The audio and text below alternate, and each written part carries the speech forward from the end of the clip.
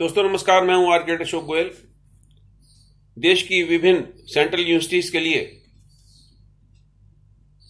इस बार पहली बार एक नेशनल एग्जाम होने जा रहा है जिसका नाम है CUET। बहुत सारी ये सेंट्रल यूनिवर्सिटीज और बहुत सारी स्टेट यूनिवर्सिटीज के अलावा बहुत सारी प्राइवेट यूनिवर्सिटीज भी CUET के रैंक के आधार पर एडमिशन देने वाली हैं। 15 जुलाई से CUET का एग्जाम प्रस्तावित है।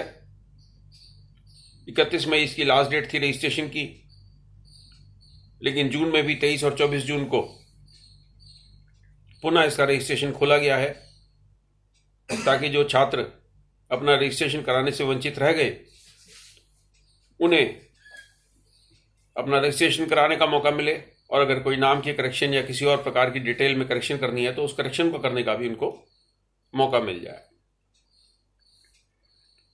जुलाई में CUET के एग्जाम होंगे, अगस्त की कुछ डेट्स तक चलेंगे, और जुलाई में बहुत सारे अन्य एंट्रेंस एग्जाम भी होने वाले हैं। बहुत सारे छात्र जो CUET का इम्तहान देने वाले हैं उनमें से बहुत सारे छात्र नीट का इम्तहान भी देने वाले हैं। नीट अंडर ग्रेजुएट का, नीट UG 2022 का इम्तहान भी देने वाले हैं। नीट UG 2022 का इम्तहान 17 जुलाई को प्रस्तावित है। CUET ने भी ये नहीं बताया है कि किन डेट्स को कौन से सब्जेक्ट का एग्जाम होगा, जिसकी लिस्ट बहुत जल्दी आ जाएगी। लेकिन जिस व्यक्ति का 16 जुलाई को CUET का इम्तहान हो गया उसके लिए एक बड़ी विकट परिस्थिति हो जाएगी अगर उसका नीट का इम्तहान 17 जुलाई को जैसा हो रहा है उसको देना पड़े। अथॉरिटीज को आपस में तालमेल बनाकर इन डेट्स को घोषित करना चाहिए था, लेकिन क्योंकि CUET की परीक्षा बार बार कई दिन तक लगातार होनी है, इसलिए इसे पोस्टपोन करना लॉजिकल नहीं होगा। लेकिन नीट UG 2022 की परीक्षा 17 जुलाई की बजाय अगस्त के अंतिम सप्ताह में की जा सकती है। पिछले साल भी नीट की UG की परीक्षा काफी देर से हुई थी, तो अगर नीट UG की परीक्षा 17 जुलाई से आगे सरकाकर 1-1.25 महीने इसकी डेट पोस्टपोन कर दी जाए तो एडमिशन प्रोसेस में भी किसी प्रकार की कोई दिक्कत नहीं आएगी। स्टूडेंट्स को भी रिलीफ मिल जाएगा।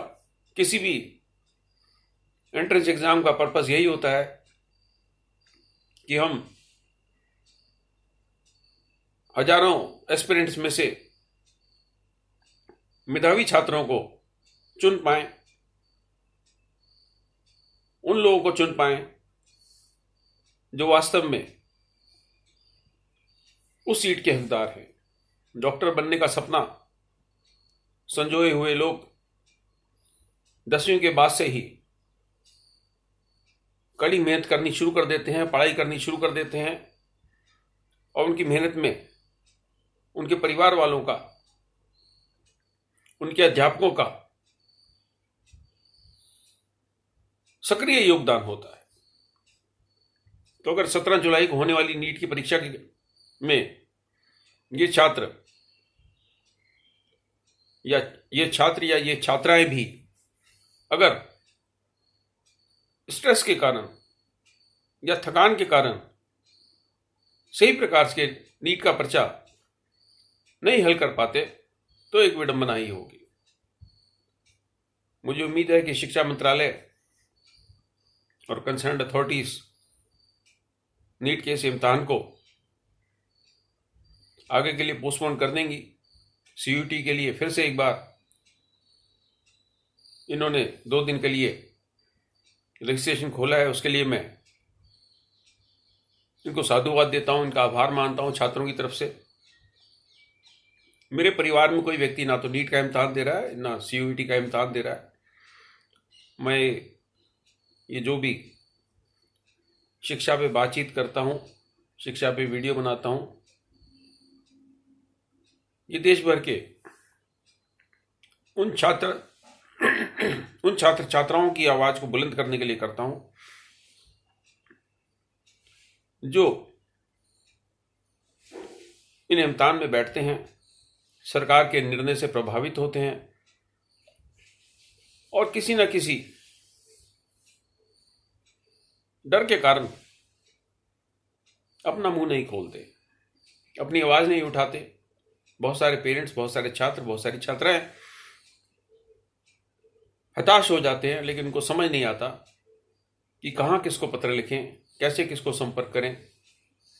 कोई तो उनकी बात अथॉरिटीज तक पहुंचाए। मेरी कोई और मंशा नहीं है, मेरा सिर्फ यही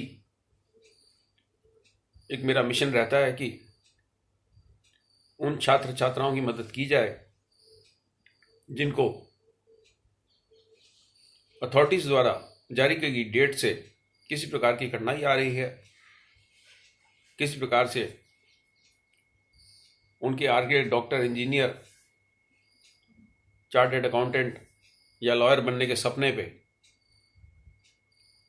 कोई रुकावटें आ रही हैं। मुझे उम्मीद है कि जो अथॉरिटीज हैं वो इस बात को ध्यान में रखते हुए नीट का इम्तिहान पोस्टपोन करेंगी, ताकि देश में पहले से ही डॉक्टर्स की कमी है, हम मेधावी डॉक्टर्स को सेलेक्ट करने में कोई भूल ना कर जाएं। नमस्कार, धन्यवाद।